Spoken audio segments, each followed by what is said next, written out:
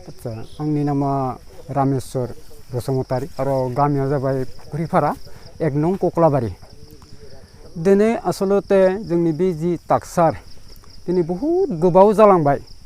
सिगां टाक्सारा आसलते एसे माबामोन एसे माने खुरखावनायावनो तारमाने जों सिगां BPF सरकारखौबो जों बहुद नायनो फैनाय फट' खेबनानै लांनाय बिसोरखौ नुनानै जों आसलते जों एसे आरज गाबदोंमोन जाहाथे एसे माने खुरखावनायावनो जाहाथे बे खामानिखौ मावना होयो होननानै जों माने बिसोर बिथांमोनखौ अफिसारफोरखौबो जों बुंदोंमोन।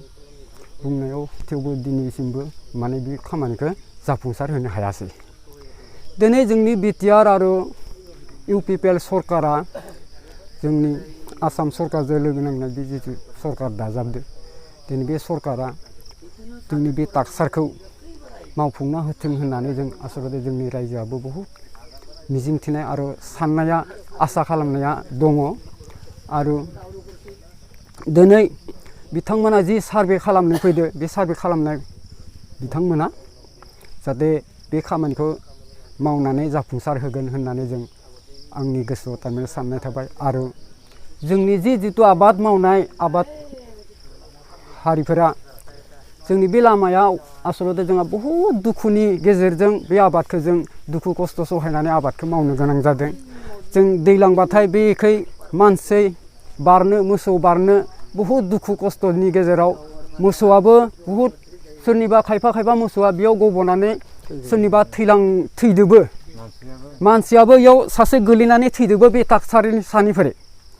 गतिके जों बेखौनो खावलायो मा दिनै जोंनि जिथु गोदान सरकार आसाम सरकारजों दाजाबनाय बे सरकारा जाहाथे बे टाक्सारनि सोमोन्दैखौ टाक्सारखौबो बानायनानै जाहाथे जोंखौबो मानसि एसे बारनो हानाय सुबिदा बेखौ जों जाहाथे खालामना होयो। जाहाथे दिनै फैनाय सार्भे खालामनो हानाय बिथांमोननो जे थारमाने बे खामानिखौ जाहाथे मावफुंसारनो हायो आं बिनि सायावनो बिसोरनि सायावनो आं मिजिंथिना थाबाय।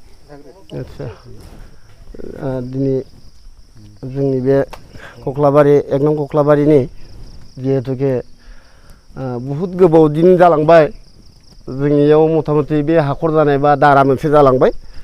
जालांनायनि थाखाय जों आगोलनिफ्राय बहुद दिन खाथिबोबाय जिहेतुके जोंनि फार्स्टआवनो 17 बोसोर सलांबाय BPF सरकार बिथांमोननिफ्रायबो जों एसे लुगैदोंमोन जेरैखा बे टाक्सारनि बिखयनो टाक्सारखौ फाहामना होथों बा बे बायनाय जिथुके दारानि दालां बायदि नांगौ होननानै जों बहुद आफुथि खालामबोदोंमोन।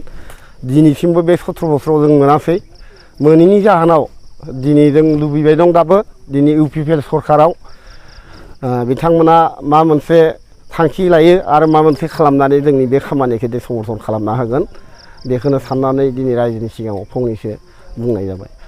नायनो फैनायनि थाखाय दा बहुद साबायखर होबाय बिथांमोना जाहाथे बे जोंनि खामानिखौ जाफुंहोसारो।